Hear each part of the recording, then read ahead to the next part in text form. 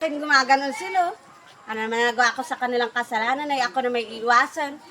Bukas kayo sa akin, hindi kayo po kayo pakakainin na masarap sa bahay. Kakanin yung tatlo kayo. Hindi ko kayo papansin.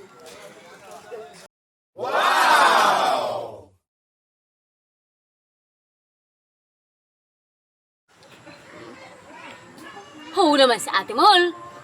Sa pag tingnan niyak ninyo ta sa pagpapaganda na laong. Kaya nga, oo. Ano naman ang pinagpaganda na lang niyong perme na nakalipistik eh.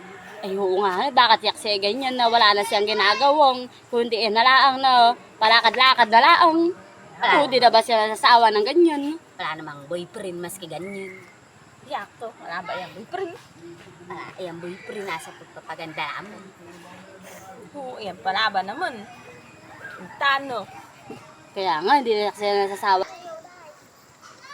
Ganito, huwag natin yak siyang pansinin. Hayaan natin siya sa buhay niyo. Haliyo. Ganyan din lang naman ang ginagawa niyo.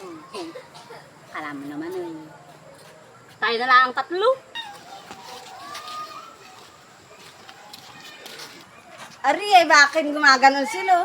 Ano naman nagawa ko sa kanilang kasalanan ay ako na may iwasan. Bukas kayo sa akin, hindi kayo po kayo pakakainin na masarap sa bahay. Kakanin yung tatlo kayo. Hindi ko kayo papansin.